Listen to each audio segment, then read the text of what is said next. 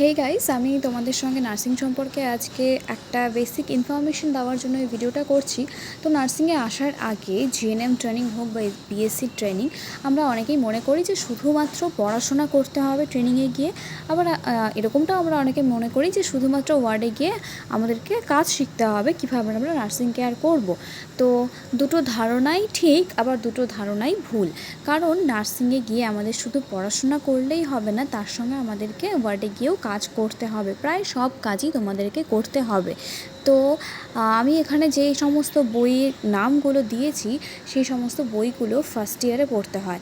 তো ভিডিওটা তোমাদের যদি ভালো লেগে থাকে, যদি ভিডিওটা থেকে তোমরা কোনো ইনফরমেশান জানতে পারো, নতুন কিছু জানতে পারো, অবশ্যই লাইক করবে, সাবস্ক্রাইব করবে এবং বন্ধুদের সাথে শেয়ার করবে। যারা নার্সিং সম্পর্কে এই ধারণাগুলো রাখে না, তারা যাতে জানতে পারে। তো ফার্স্ট ইয়ারে কী কী বই পড়তে হয়? পেপার 1-এ আমাদের অ্যানাটমি এবং তার সাথে মাইক্রোবায়োলজি পড়তে হয়। পেপার 2-তে আমাদেরকে সাইকোলজি এবং সোশিওলজি নিয়ে পড়তে হয়। এবং পেপার 3-তে আমাদেরকে পড়তে হয় ফান্ডামেন্টাল অফ নার্সিং নিয়ে।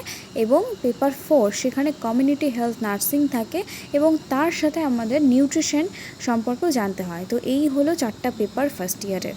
তো ভিডিওটা প্লিজ লাইক, শেয়ার এবং সাবস্ক্রাইব